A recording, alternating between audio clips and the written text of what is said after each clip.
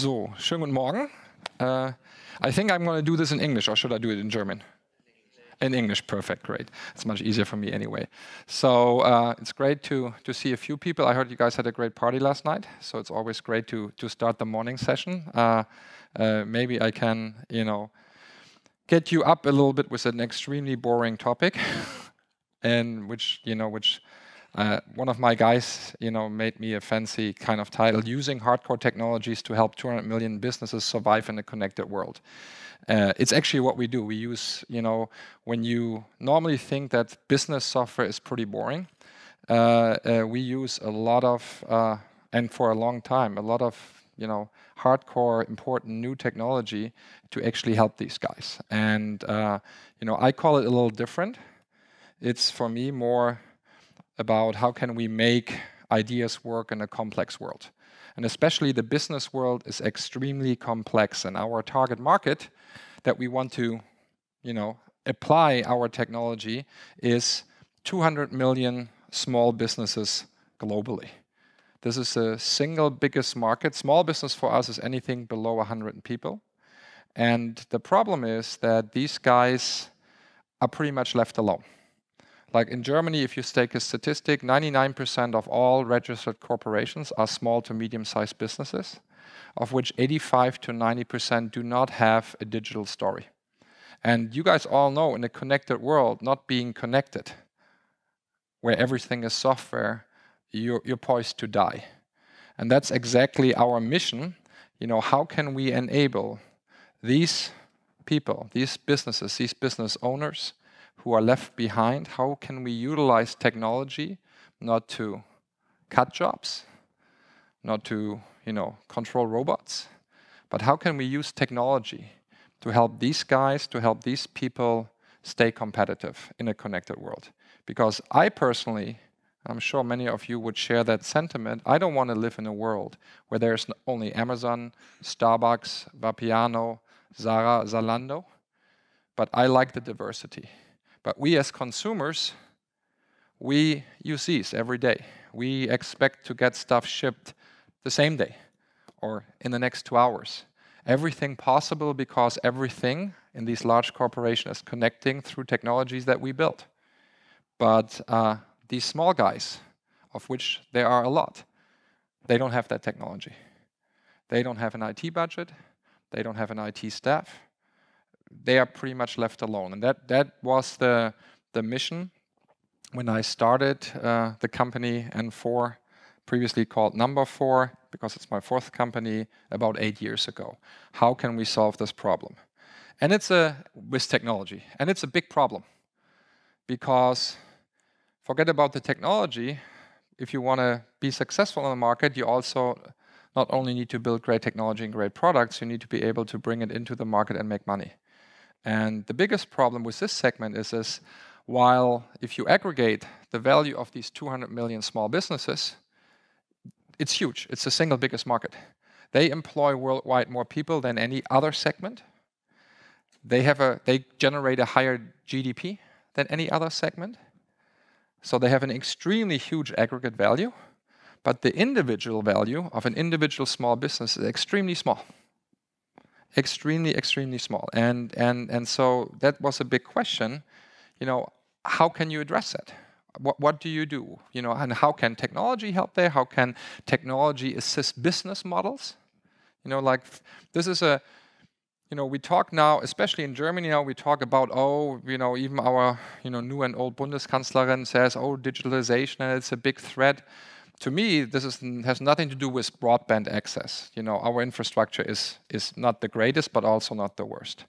The problem that we're all facing is not that we have automated everything. We already did that. The problem that we're facing is that we have a digitalization of business models.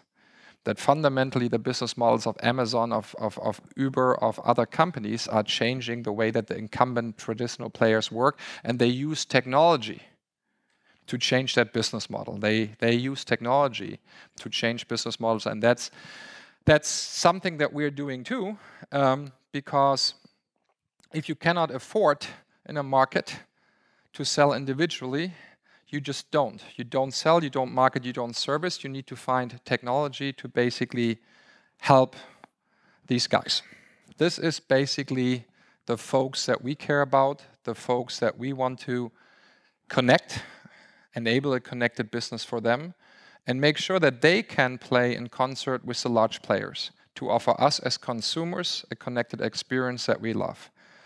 And in order to do that, we built something that's quite, it was quite a daunting task. We built a business platform, you could call it a small business OS, that allows us to connect these businesses and make them look like one. And that's something, and that you can only do with technology. And like at Google, for example, how Google, is making their money with AdWords and other technologies. If it wouldn't be for technology, they couldn't scale this effect. They couldn't have started to charge the first 1 cent for a click. That then goes, something has to, in their efficiency, technology changed, and we had to do the same thing. So how can we build a platform that allows us to capture all the diversity and still make them look like one? And I brought a slide that is actually from 2011 that gives you a quick, normally I don't share some of our platform slides, that gives you a quick overview a little bit of what this platform is that we started to build on. And as you can see, it's quite a daunting task because we have a combination of what we call the meta company. The meta company allows us, through a unified command-driven and activity-driven interface, to capture all aspects of the business. And one of the big aspects is that you cannot do system integration. So we had to pretty much do what I always called previously a small poor man's SAP. We had to develop all aspects, whether it's accounting, sales, purchasing, but tied into a platform that allows us to basically not only us develop applications, but we also will open up the platform later next year so other people can tie into that platform. Then it comes to the business model. This platform ties together with what we call the business graph. So we can, in order to help our businesses run their business, we need to understand their business. So we connected all of the activities that are going on in your business into a business graph so we can compute information. And this is like, heavy data science, and Niels, our head of data science, has done some talks over the past year explaining a little bit of the technologies we're using. So we're literally using, state-of-the-art, the most modern technologies to basically get to a point where we can tell a business, hey, this is where you make money, and this is where you don't make money. And this is how you compare to your peer group. All in a situation where data privacy is always preserved. And so these are the things which you normally, when you think about small business software, you maybe think of an accounting software or something like that, but you don't think of the stuff that needs to go on in the background. For us, it's not just, hey, we enter a piece of data. For us, we want to understand the piece of data. What is a business transaction? What is a business activity? How can we correlate that to other business activities in the same organization and across the peer group in a certain vertical and across different verticals? So we can give, using data science, these people the same insights that large corporations have. Large corporations, they have their data science department that they're trying to eagerly hire. They have experts, they can afford them. Our small businesses don't even know what data science is.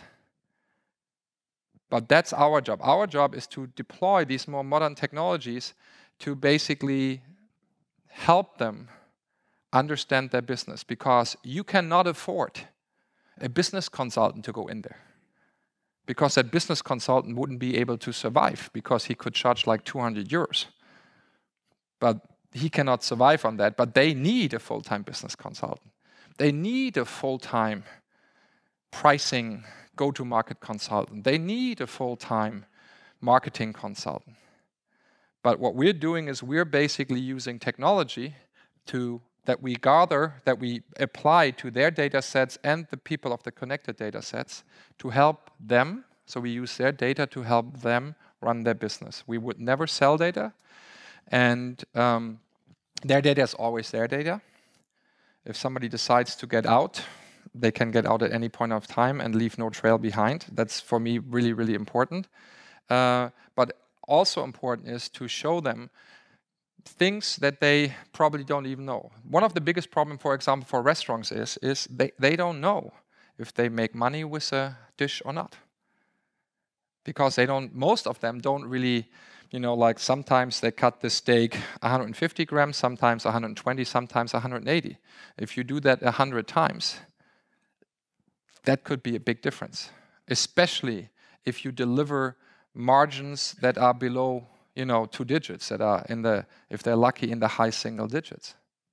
And then come Deliveroo and then come Foodora, who initially, bring you new customers, but they want 25% of your revenue. Treatwell wants 20% of your revenue when you're a hairdresser. That is a pretty problematic model when you think that they're making 8 or 9% margin. And so our job is to make sure that they better understand where they lose money, where they make money, and doing that without employing consultants, etc. And that has been something that's pretty.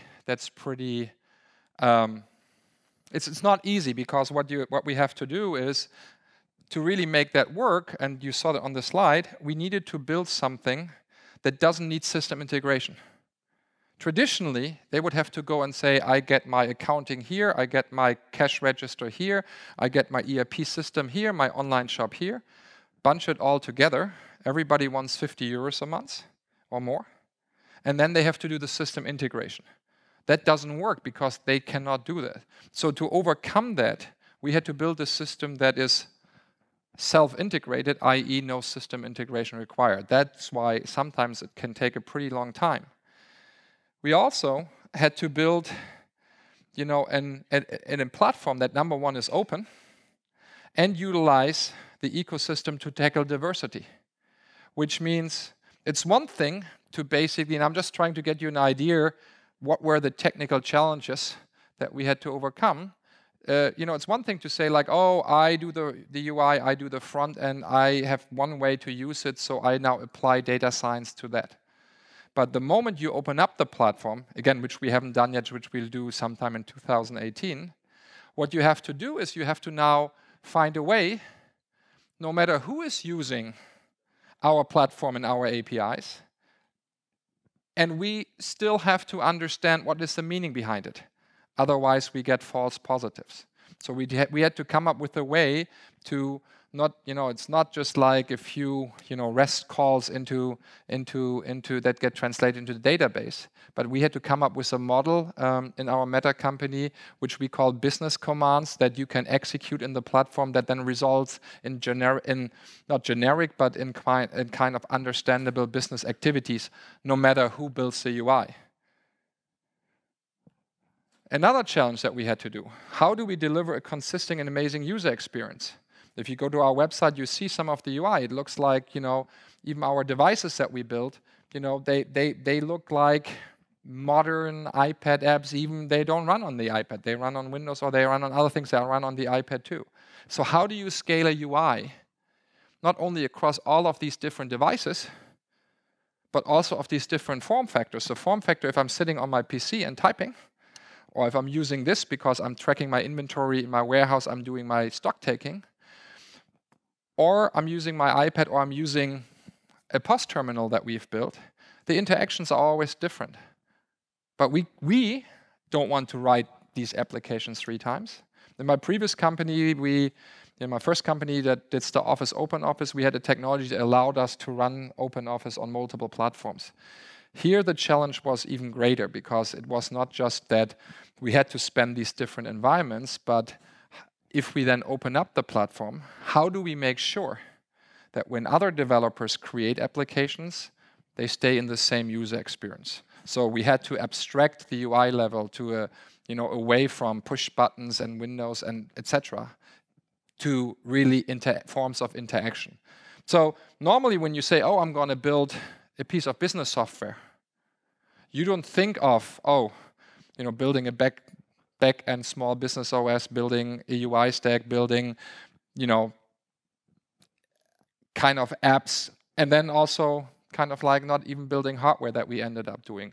But when you face a complex problem, technology is one way to help it, and we're using that, but also the technology enables us to develop a business model in terms of scale and of monetization, but that has to be built in at the core.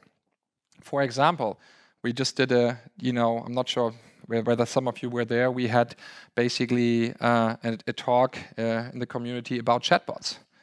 So normally you wouldn't think of, what would chatbots have to do with your bakery or with your hairdresser or stuff like that. For us, it's essential technology. It's basically, how do I want to communicate? Do I want to communicate with my small business by phone? No. Because they're busy, they cannot pick up the phone. I want to send them an SMS, I want to send them an iMessage. But if I have certain questions, or if I want to order something, if I want to reserve something, a chatbot or a bot technology, forget about chatbot, we apply this bot technology not just for instant messaging, but we also will apply this for things like Alexa. Think about, you want to sit in your living room and, say, make a reservation for Mario at 8:30 on Sunday. Those are the things that, large companies will give you to do. A small company normally would never have this ability. But it needs the same way, because we don't want to have a different way of interacting with these small companies. So in essence, we need to develop and using extremely different technologies that basically allows us to give them the same kind of tools that a large company has, but in a way that we can deliver that to. And our first step is we start with 50 million local businesses that have a point of sale, because they are at the forefront of us consumers that are connected. And what we realized is that software was just one part of it. When we really dug deep in the market, we realized software, and what you see here is now devices that we have built, because we realized in the point of sale and point of service, software is just one aspect. But the hardware technology is another aspect, where they were paying 2,000 or 3,000 euros just for the hardware. And then another aspect we realize is, payment processing, non-cash payments. And it's another thing where traditionally, yes, you can go to Square and iSettle and pay your 2.75%. The problem is if you make 8% margin, that's a lot. Or you can go and do like a 60-month contract and then be locked in one of the incumbents. So what we realized is that we have to deliver an end-to-end solution. And again, technology helped us. What you see there is, and you can go, for example, in a telecom shop here in Hamburg, the Spitaler Straße, to see them live. Is one of our sales partners. Is extremely beautiful, competitive devices that cost 1/5, 1/4 of competitors. And again, we use technology to make that happen. When business devices previously were like special source things, we tapped into the mass market components. We tapped into Android as a base, into Linux as a base for our core OS, hardened it, kind of closed it up, because in a business device you don't want to have many openings. But that wouldn't have been possible. We couldn't have done this device 6 years ago. And so this is to me an example where we use all of the technology, same as our data science, wouldn't have been possible, the stuff that we do right now 6 years ago. So this is really, for us, at the forefront, that normally when you think about, there's somebody doing business software, that you don't come. No, we have people that do these beautiful devices, but that we have also software people that do these, what I call beautiful software stacks, by combining Android and Linux and making the best of it. And same is true for the payment device. This payment device is actually about as this size, completely independent with Wi-Fi. There we had to do a different challenge. The challenge there is if you want to make that really cheap and robust, and if you have a payment device today, it's almost impossible to build one from the scratch because of certification. And so we took on this endeavor, and then we wanted to drive the cost down.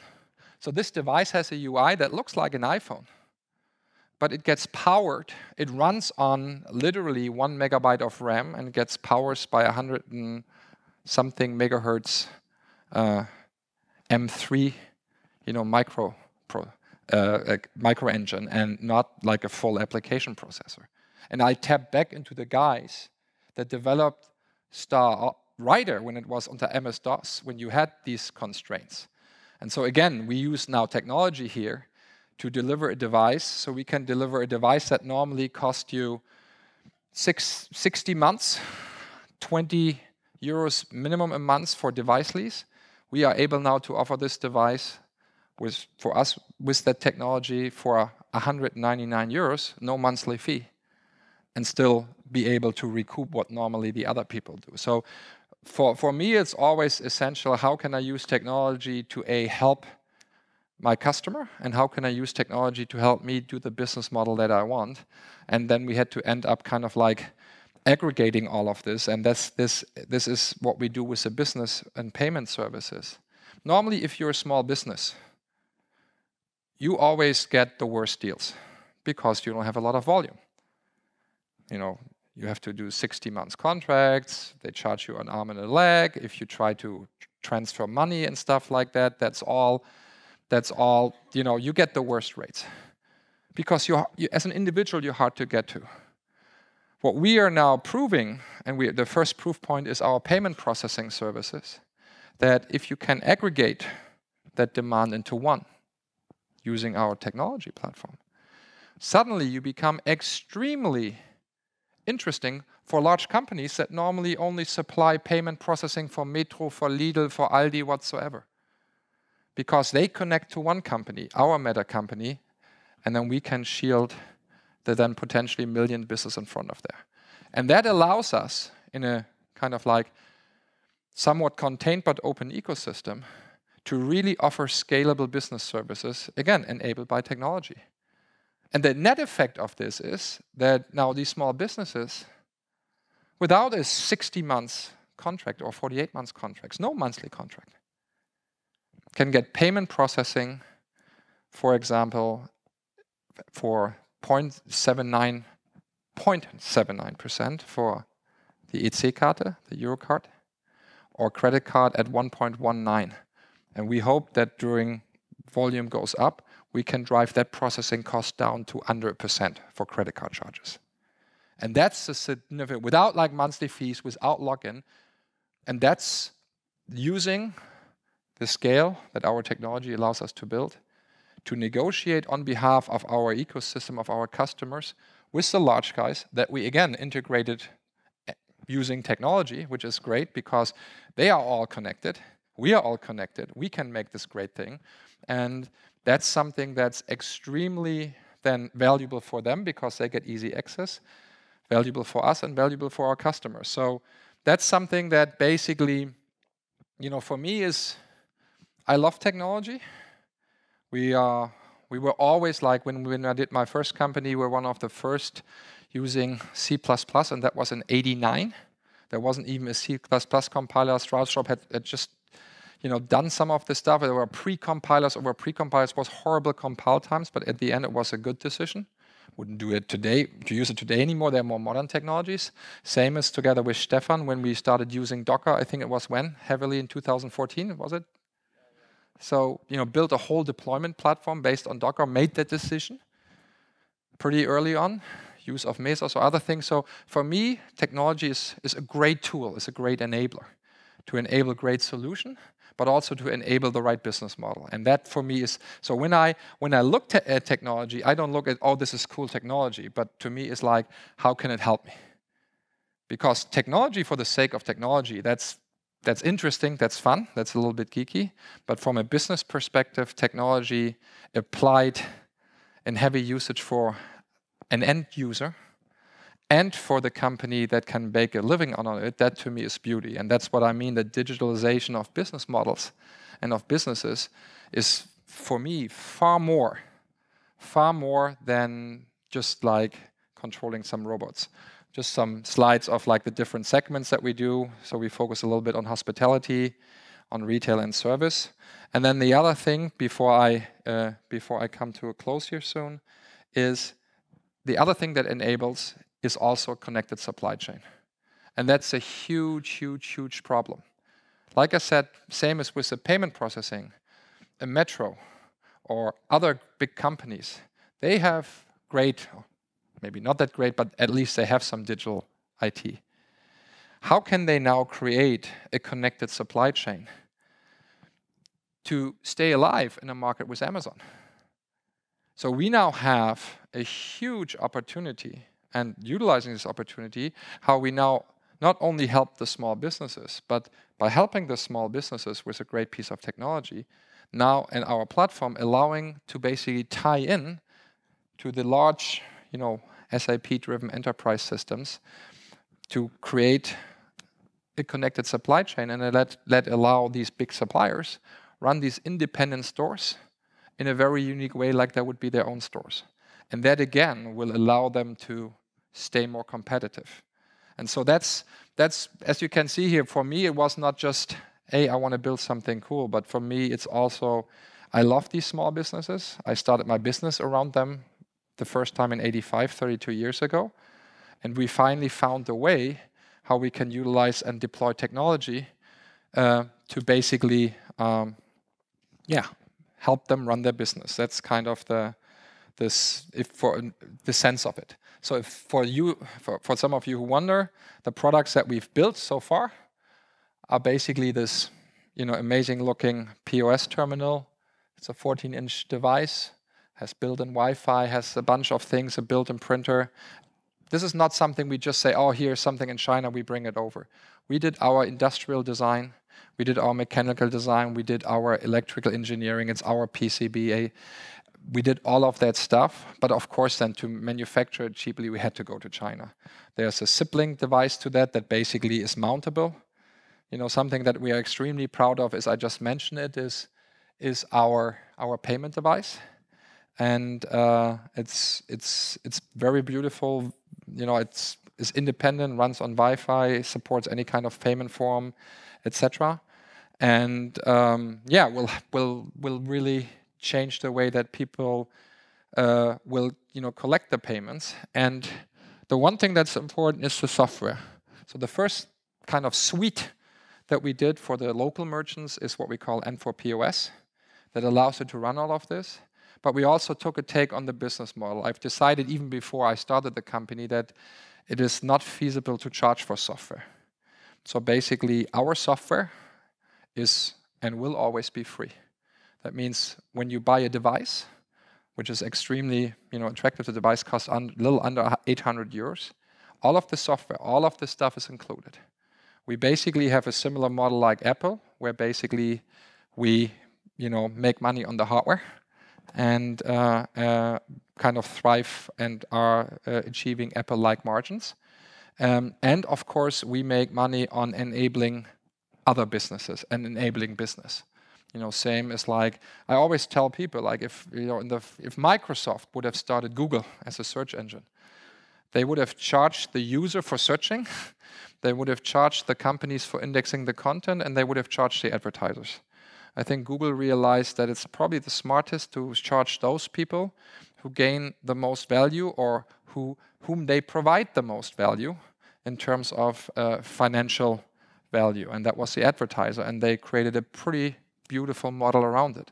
Similar for Facebook. Facebook doesn't charge you to set up your wall or the company to set up your page, but they still monetize you for when they help you, when they create you additional traffic. For us, it's the same way. We help you by providing you amazingly beautiful, powerful hardware at an amazing price. There we make money. And then we will help you run your business, getting you better deals, getting you better processing fees. And for that extra value provide, we will take a little cut. So a very different business model than the classical SaaS software companies. But as I said, technology needs to also enable a different business model. And that's why we built this platform with this model right in mind. So I think my time is pretty much up. I'm kind of like open for questions if there are any.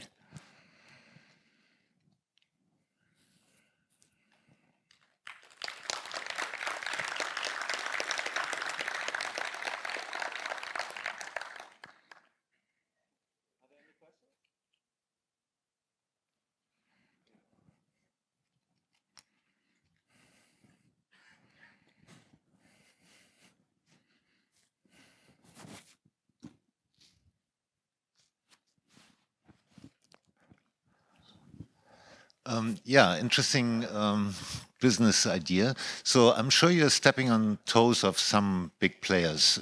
Who is that, and are the counter forces of your business model?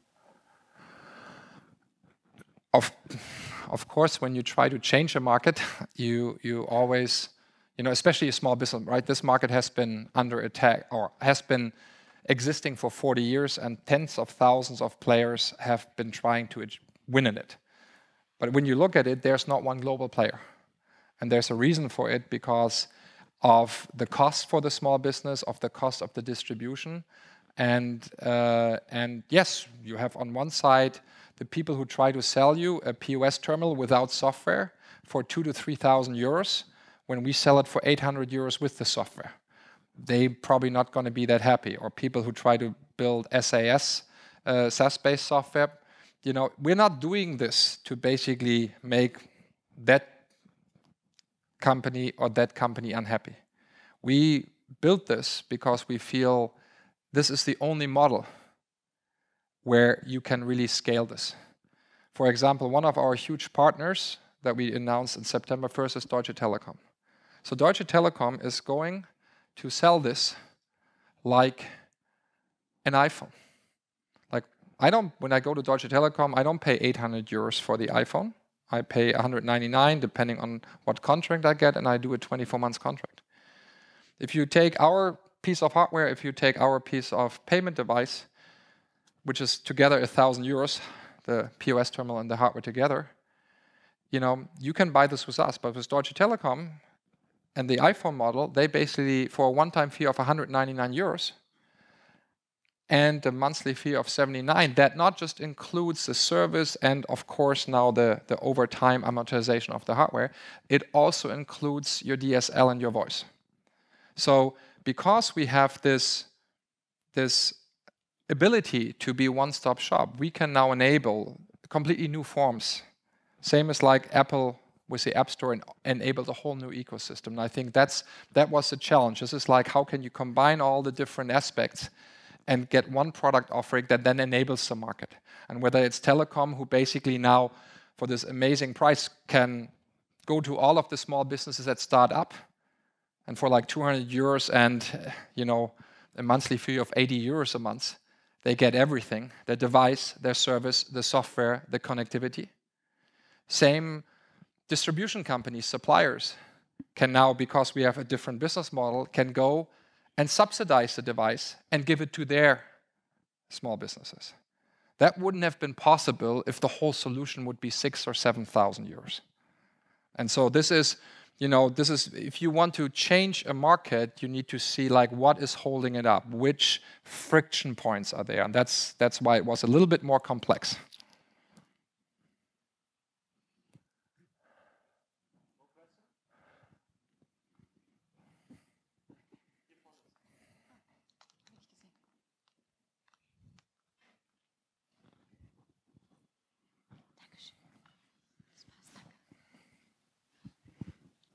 Yes, thanks. Very interesting. I was wondering, I got the hardware business model of yourself, but if I'm a small business and I don't have the technology awareness, how do you enable them? I buy the thing, and I probably a little Chinese 4 employees company, and I need more help. How is that working? This is good question. So, for example, with our partner Deutsche Telekom, because they have a huge service force and field sales force, we were able, and we trained them for a while. You can also buy, for example, for 199 euros on-site setup and install. That means you just call and say, hey, I want somebody to set it up, register my company, show me how to add products and stuff like that, and you can schedule that today. So it's a very good question. It's like, it's like, where do you get the support? Another question is, for example, we do the hardware, but then I need another barcode scanner. Then I need another scale or something, another receipt printer. We cannot now send them to, somewhere where they don't get help. So we made deals with all of the main peripheral vendors and are offering them directly in our shop to basically complete the solution. So you just pick and choose. All of the devices there are certified, so you just connect them and they work. There's no install, no nothing. But it's a good point. Thank you.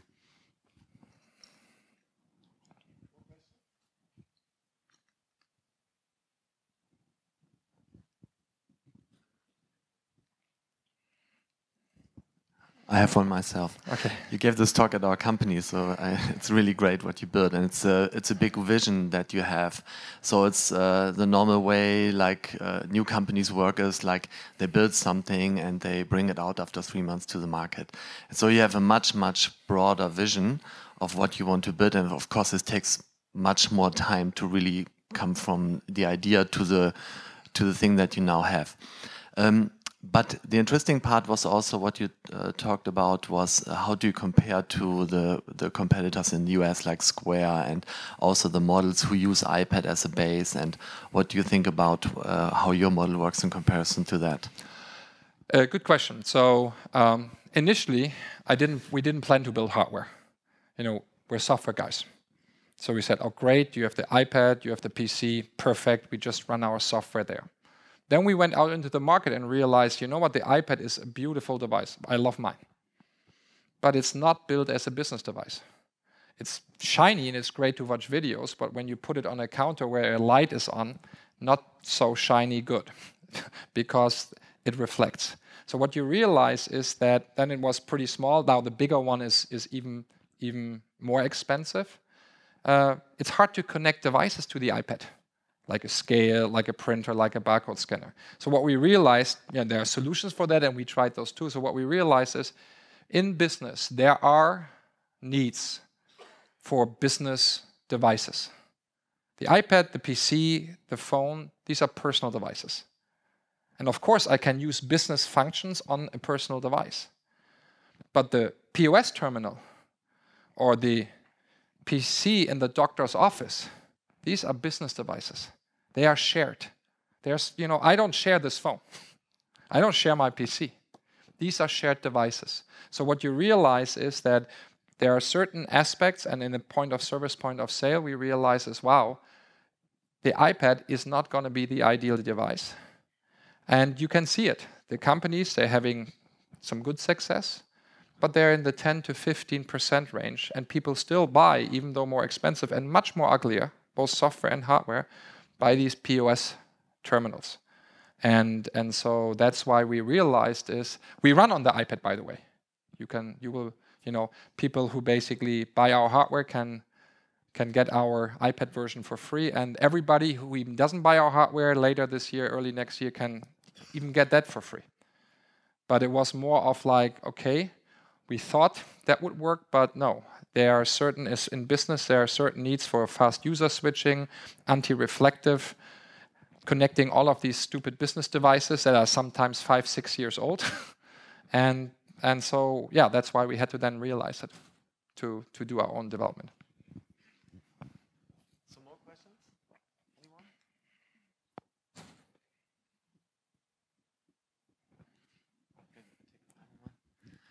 So then I take a final one. Okay.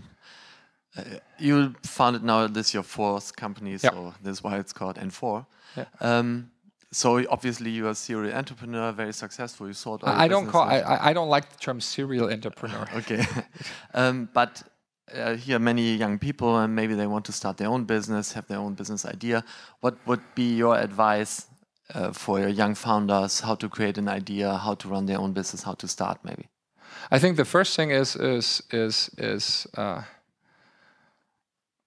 don't start a business because you think it's cool to start a business. Right? Right now, startups or starting business is kind of a lifestyle trend, and you don't need to be starting a company to be an entrepreneur. We're trying to hire entrepreneurs for our company as well. Entrepreneurs are people who think like entrepreneurs. You can find them in their own company. You can find them in companies like us. And while I'm on that point, if there's anybody interested in the many job opportunities, I have in the front 2 folks here who can help you with this, answer you some questions. But you found entrepreneurship even in large companies like Deutsche Telekom. So that's a state of mind. So first you need to have that state of mind, you know, like making things happen, making things work. But for me, an entrepreneur is somebody who's not accepting the status quo, who's challenging it. You know, that is, you know, that you have to basically be okay with like standing in front of a wall and then finding ways around it, or through it sometimes, or retreat because it's a dead end. So to me, there's one phrase that I sometimes you know, share, and I always get laughed at this. I say, like, you know, sense will always make sense and nonsense will be nonsense. And then people look at me and say, yeah, well, what are you trying to say? What I'm trying to say is it's the hardest part every day to try to make sense. You guys are all built or are building products, and I'm sure you have experienced situation where you go, if I only had the time, I could do it right. Or if I only had the funding, the budget, I could do it right. So the question I then ask people is, okay, so what did you do? You didn't have the time or you didn't have the funding, so you obviously stopped. And then the answer, no. Why did no? We continued. And that's the point. Where does it make sense? If you know you don't have the time to do it right, why continue? If you don't have the funding, why go on? Just, you know, hoping for a different outcome, that's I don't think is good enough. But that doesn't mean that you need to stop. But maybe what you need to do is you need to change what you're building, get yourself more time, change the scope. But just when you realize to a point, you know, here's something that you know, I know how to do right, or I could do right. Find a way to either get that extra time, get that extra money, or get that extra help, or change it a little bit, or work harder. But just like continue as usual, that doesn't make any sense. So to me, it's these tough decisions when you stand before, and whether you build a product that you ship in 3 months, or you build a product that you ship after 8 years, same problems. So, hope that helps a little bit. Okay, thank you guys.